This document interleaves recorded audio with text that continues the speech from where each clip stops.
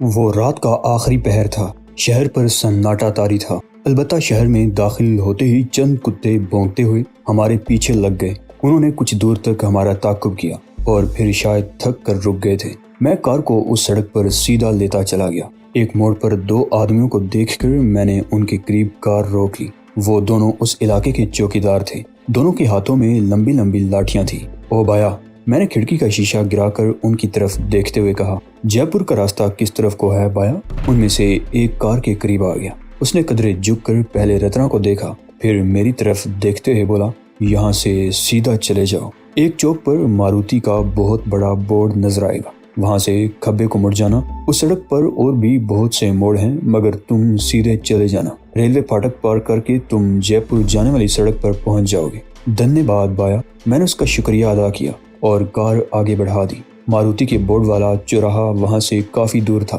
یہ شہر مکرانہ جیسا تو نہیں تھا، لیکن کافی بڑا تھا۔ تقریباً آدھے گھنٹے بعد ہم ریلوے پھاٹک پر پہنچ گئے۔ ریلوے پھاٹک کے آس پاس کچی آبادیاں تھیں۔ سڑک کے دونوں طرف دکانیں تھیں، جو ظاہر ہے اس وقت بند تھی، لیکن چائے کی 2-3 دکانیں کھلی ہوئی تھیں۔ کچھ لوگ بھی ان دکانوں کے سامنے کرسیوں پر بیٹھے نظر آ رہے تھے۔ یہ مزدور قسم کے لوگ تھے۔ ریلوے اسٹیشن بھی وہاں سے دائیں طرف زیادہ دور نہیں تھا۔ میں نے چائے کی ایک دکان سے چند گز آگے کار روک لی۔ دکان کا ایک ملازم لڑکا کار رکتے دیکھ کر دوڑ کر آیا۔ میں نے اپنی طرف کی کھڑکی کا شیشہ گرا لیا۔ اے لڑکے، 2 چائے لاؤ، ذرا اچھی ہو، میں نے اس کی طرف دیکھتے ہوئے کہا۔ تقریباً 10 منٹ بعد چائے سے بھرے ہوئے 2 گلاس لے آیا۔ ایک میں نے رتنا کی طرف بڑھا دیا اور دوسرا خود لے لیا۔ چائے بہت اچھی تھی اور اس وقت ہمیں طلب بھی ہو رہی تھی۔ ہم اطمینان سے بیٹھے چائے پیتے رہے۔ گلاس تقریباً 15 منٹ بعد خالی ہوئے تھے۔ میں نے لڑکے کو بلا کر دونوں گلاس اس کے حوالے کر دیے۔ اس نے اس اسپیشل چائے کے 4 روپے طلب کیے تھے۔ میں نے 5 روپے کا نوٹ اس کے ہاتھ پر رکھ دیا اور انجن سٹارٹ کر کے کار آگے بڑھا دی۔ تقریباً آدھے گھنٹے کے سفر کے بعد دن کا اجالا پھیلنے لگا۔ ہمارے دونوں طرف ریگزار تھے، جس میں بہت دور کہیں کہیں درختوں کے جھنڈ دکھائی دے رہے تھے۔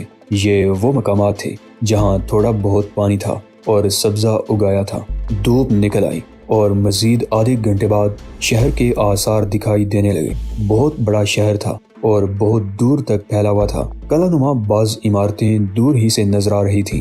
جے پور قلعہ بند شہر تھا۔ جب یہ شہر آباد ہوا تھا تو چاروں طرف صحرا کی اڑتی ہوئی ریت اور حملہ آوروں کو روکنے کے لیے بہت بڑی فصیل بنائی گئی تھی۔ پہلے تو یہ شہر فصیل کے اندر تک محدود تھا، مگر پھر فصیل کے باہر بھی دور تک پھیلتا چلا گیا۔ شہر ابھی دور تھا، مگر اس شہر پر گاڑیوں کی آمد و رفت شروع ہو گئی تھی۔ شہر کی نواحی بستیوں سے گزرتے ہوئے ہم بارونق علاقے میں پہنچ گئے۔ اس طرف ایک لاری اڈا بھی تھا۔ میرا خیال ہے ہمیں کار یہیں کہیں چھوڑ دینی چاہیے، میں نے رتنا کی طرف دیکھتے ہوئے کہا۔ رائفل کمبل میں لپیٹ کر پچھلی سیٹ پر ڈال دو اور پستول مجھے دے دو۔ رتنا نے پستول میری طرف بڑھا دیا، جسے میں نے پتلون کی جیب میں ٹھونس لیا۔ رتنا نے رائفل کمبل میں لپیٹ کر کمبل پچھلی سیٹ پر ڈال دیا۔ میں نے کار کی رفتار بہت کم کر رکھی تھی اور متجسس نظروں سے ادھر ادھر دیکھ رہا تھا۔ اس وقت صبح کے 7:30 بج رہے تھے۔ بازاروں میں اچھی خاصی گہما گہمی ہو رہی تھی۔ میں نے ایک مناسب جگہ دیکھ کر کار روک لی۔ نیچے اتر کر میں نے دروازے لاک کر دیے اور چابی جیب میں ڈال دی۔ تقریباً 5 گھنٹوں تک کار میں بیٹھے رہنے سے ٹانگیں اکڑ گئی تھی۔ کار سے اتر کر ہم چند منٹ وہیں کھڑے آپس میں باتیں کرتے رہے اور پھر ایک طرف چلنے لگے۔ کئی سڑکیں اور بازار گھوم کر ہم وہاں سے بہت دور نکل آئے۔ بازار پوری طرح کھل گئے تھے۔ ہم ایک ریسٹورنٹ میں داخل ہو گئے، جس کے سامنے حلوہ پوری اور کچوری بھی تلی جا رہی تھی۔ ناشتہ کرنے کے بعد بھی کچھ دیر تک وہاں بیٹھے رہے اور جب ریسٹورنٹ سے نکلے تو 9 بج رہے تھے۔ ریسٹورنٹ کے سامنے ہی 2-3 آٹو رکشا کھڑے تھے۔ رتنا پہلے جے پور آ چکی تھی اور اس شہر کے بارے میں تھوڑا بہت جانتی تھی۔ ہم دونوں ایک آٹو رکشا میں بیٹھ گئے اور رتنا نے ڈرائیور کو جنتر منتر چلنے کو کہہ دیا۔ آٹو رکشا مختلف سڑکوں پر دوڑتا رہا۔ ایک چوک سے رتنا نے ڈرائیور کو جنتر منتر کی طرف جانے کے بجائے سٹی پیلس کی طرف چلنے کو کہہ دیا۔ اگرچہ جنتر منتر آبزرویٹری سے بھی سٹی پیلس تک جایا جا سکتا تھا، لیکن رتنا نے دوسری طرف جانے کو ترجیح دی تھی۔ اس طرف گنجان آبادی کا علاقہ تھا، تنگ سے بازار اور گلیاں۔ بازاروں میں اچھا خاصا رش تھا۔ رتنا نے ایک جگہ رکشا رکوا لیا اور کرایہ دے کر ہم نیچے اتر آئے۔ کہاں جانے کا ارادہ ہے؟ میں نے پوچھا۔ مجھے یوں لگتا ہے جیسے کوئی خاص جگہ تمہارے من میں ہو۔ ہمیں ششاوری کی تلاش ہے نا؟ رتنا نے کہا۔ اگر ہم محکمہ سیاحت کے دفتر سے معلوم کریں گے تو کسی کی نظروں میں آ جائیں گے۔ उस तरफ सिटी पैलेस है। गैर मुल्की सयाहों की पार्टियां इस तरफ आती रहती हैं। उनके साथ महकमा सियाहत के गाइड भी होते हैं। हम किसी गाइड से शिशावरी के बारे में पूछ सकते हैं। गुड आइडिया, मैंने कहा। तुम्हारी अक्लमंदी की दाद जरूर दूंगा। मैं बेवकूफ कब थी? रत्ना ने मुझे घूरा। मैंने तुम्हें बेवकूफ कब कहा? मैंने मुस्कुराते हुए जवाब दिया। जुबान से नहीं कहते मगर समझते हो। रत्ना ने भी मुस्कुराकर कहा, ये तुम्हारी समझ है, मैंने जवाब दिया। इस मर्तबा रत्ना खामोश रही और हम पुरहुजूम बाजारों में से होते हुए सिटी पैलेस पहुंच गए। ये अजीम शान महल 1716 में महाराजा जय सिंह सानमा ने तामीर करवाया था। उसके एक हिस्सा में आज भी शाही खानदान की रिहाइश है, जबकि एक हिस्से को म्यूजियम बना दिया गया है जो राजा मान सिंह के नाम से मंसूब है। उस वक्त 10 बजने वाले थे। कुछ सयाह महल के मुख्तलिफ हिस्सों में घूम रहे थे। ये मकामी सयाह थे जो हिंदुस्तान के मुख्तलिफ हिस्सों से आए थे। उनके साथ कोई ऐसा आदमी या औरत नजर नहीं आ रही थी जिसे गाइड समझा जा सकता। हम भी इधर उधर घूमते रहे।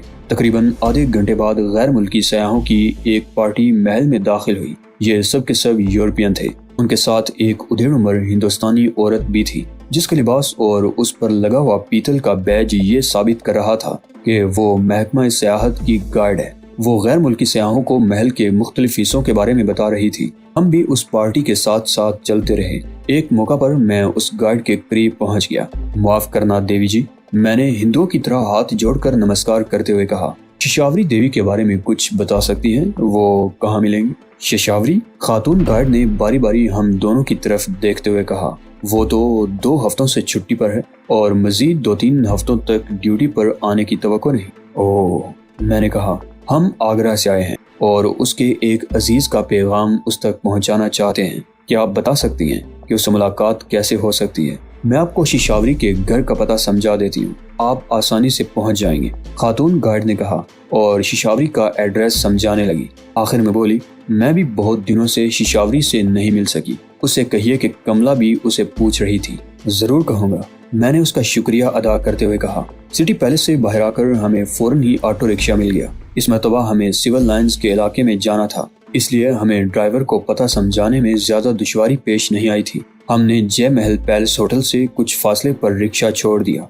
सिविल लाइंस में जैकब रोड पर वाक़ई ये 5 स्टार होटल बहुत बड़े रकबे पर फैला हुआ था। हम रिक्शे से उतरकर होटल के साथ वाली सड़क पर घूम गए। जय महल पैलेस होटल के पिछली तरफ एक बहुत बड़ा पार्क था और उसके पीछे बंगले थे। हम पार्क में दाखिल होकर इधर उधर देखने लगे। पार्क के दाईं तरफ कोने में गार्डिनिया की बहुत ऊंची बाड़ लगी हुई थी। साफ लगता था कि ये बाड़ आंगन के तौर पर लगाई गई थी। उसके पिछली तरफ क्वार्टर टाइप की एक छोटी सी इमारत भी दिखाई दे रही थी। पार्क में रौनक थी, लोगों की आमदोरफ्त थी और बच्चे भी खेल रहे थे। हम पार्क की मुख्तलिफ रविशों पर से गुजरते हुए उस बाड़ के करीब पहुंच गए। बाईं तरफ अंदर दाखिल होने वाला रास्ता था जिस पर टाट का पर्दा लटका हुआ था। मैं बाड़ के करीब रुककर इधर उधर देखने लगा। रत्ना ने टाट का पर्दा उठाकर अंदर भी झांका था मगर कोई आदमी दिखाई नहीं दिया था। अरे भाई, कोई है अंदर? मैंने पर्दा उठाकर आवाज लगाई। अंदर से कोई जवाब नहीं मिला, लेकिन पार्क में दूर से एक आदमी को तेज तेज कदमों से इस तरफ आते देखकर मैं उस पर्दे से 2 कदम पीछे हट गया। उस आदमी की उम्र 50 के लगभग रही होगी। करीब से तराशे हुए बाल बिल्कुल सफेद थे। शेव भी गालिबन 2-3 दिन से नहीं बनाया गया था। मूंछें भी बिल्कुल सफेद और खासी बड़ी थी, किनारों से नीचे को झुकी हुई थी। उसने सफेद मैली सी धोती और सफेद कुर्ता पहन रखा था। एक हाथ में खुरपी थी। मुझे समझने में देर नहीं लगी कि वो इस पार्क का माली था। सिटी पैलेस में उस खातून गार्ड ने मुझे उस माली का नाम भी बताया था जो इस वक्त मेरे जहन से निकल गया था। जी महाराज, तुमको इधर किससे मिलन का है? माली ने मेरे सामने आकर कहा। फिर रत्ना की तरफ देखने लगा। तुम ही इस पार्क के माली हो? तुम्हारा नाम क्या है? मैंने पूछा। यशोधर महाराज, उसने जवाब दिया। यशोधर महाराज नहीं, सिर्फ यशोधर महाराज। वो एकदम गड़बड़ा सा गया। तुम शूदर हो या यशोधर? हम तुम्हें महाराज ही कहेंगे, मैंने कहा और चंद ही लम्हों की खामोशी के बाद बोला, हमें दरअसल शिशावरी देवी से मिलना है। वो यहीं रहती है ना? शिशावरी रहती तो यहीं है, पर आप कौन हैं? कहाँ से आए हैं महाराज? वो एक बार फिर बारी बारी हम दोनों की तरफ देखने लगा। हम आगरा से आए हैं, मैंने जवाब दिया। शिशावरी देवी के लिए एक पैगाम है जो हम उसी को बताएंगे। हम उससे मिल सकते हैं या नहीं? 1 मिनट रुको महाराज, हम पूछ कर आए हैं, माली ने कहा और हमें वहीं रुकने को कहकर अंदर चला गया। یشودر کی واپسی تقریباً 5 منٹ بعد ہوئی تھی۔ اس وقت دوپہر کے 12 بجنے والے تھے۔ روشن بابو کی پہاڑی کوٹھی کی آتش زدگی کا علم تو صبح ہی مکرانا والوں کو ہو گیا ہوگا، اور مجھے یقین تھا کہ ہمارے بارے میں اطلاع جے پور بھی پہنچ چکی ہوگی، اور ہو سکتا ہے یہاں ہماری تلاش شروع ہو چکی ہو، مگر ہم ابھی تک محفوظ تھے۔ ہم یشودر کے ساتھ اندر چلے گئے۔ گارڈینیا کی باڑ سے گرا ہوا یہ کمپاؤنڈ تقریباً 20 گز چوڑا اور 40 گز لمبا تھا۔ اس کے آخر میں 2 سرونٹ کوارٹر بنے ہوئے تھے۔ ان دونوں کے سامنے برآمدہ ایک ہی تھا، لیکن درمیان میں دیوار کھڑی کر کے اسے 2 حصوں میں تقسیم کر دیا گیا تھا۔ 2 کمرے اس دیوار کے ایک طرف تھے اور 2 دوسری طرف۔ میں اس باڑ کی طرف بڑھتے ہوئے گردن گھما کر ادھر ادھر دیکھنے لگا۔ گارڈینیا کی باڑ اتنی اونچی تھی کہ باہر سے اندر یا اندر سے باہر نہیں دیکھا جا سکتا تھا۔ ہمارے یشودر کے کوارٹر کے ایک کمرے کا دروازہ کھلا ہوا تھا۔ اندر داخل ہوتے ہی سیلن کا احساس ہوا۔ کمرہ زیادہ بڑا نہیں تھا۔ 2 چارپائیاں بچھی ہوئی تھی۔ ایک چارپائی پر ایک عورت لیٹی ہوئی تھی جس کی عمر 30 سال سے زیادہ نہیں تھی۔ اگر وہ صحت مند ہوتی تو اسے بے حد حسین کہا جا سکتا تھا، مگر بیماری نے اسے نچوڑ کر رکھ دیا تھا۔ آنکھوں کے گرد سیاہ دبے سے پڑے ہوئے تھے۔ ہمیں دیکھ کر اس نے اٹھنے کی کوشش کی، مگر میں نے اسے لیٹے رہنے کا اشارہ کیا اور دوسری چارپائی پر بیٹھ گیا۔ رتنا اس عورت کی چارپائی کی پٹی پر بیٹھ گئی۔ یہ ششاوری ہے مہاراج، یشودر نے کہا۔ آپ خود اس کو بتاؤ کہ کہاں سے آئے ہو، کاہے کو ملن ہو۔ ہاں ہم بتاتے ہیں، میں نے کہا۔ تم مجھے ایک گلاس پانی پلا دو۔ یشودر باہر نکل گیا۔ میں کمرے میں ادھر ادھر دیکھنے لگا۔ یہاں کی حالت دیکھ کر اندازہ لگایا جا سکتا تھا کہ یہ کمرہ کسی طرح بھی انسانی رہائش کے قابل نہیں تھا، لیکن نچلے درجے کے لوگوں کو انسان سمجھا ہی کب جاتا ہے۔ کمرے کی دیواروں کا پلستر ادھڑا ہوا تھا۔ پچھلی دیوار میں ایک چھوٹا سا روشن دان تھا جس میں چڑیوں نے گھونسلہ بنا رکھا تھا۔ آپ لوگ کون ہیں، کہاں سے آئے ہیں اور مجھ سے کیوں ملنا چاہتے ہیں؟ ششاوری نے باری باری ہم دونوں کی طرف دیکھا۔ ہم تمہاری کزن کنیا کماری کے دوست ہیں، میں نے مدھم لہجے میں کہا، لیکن صورتحال ایسی ہے کہ ہم یشودر کی موجودگی میں کوئی بات نہیں کر سکتے۔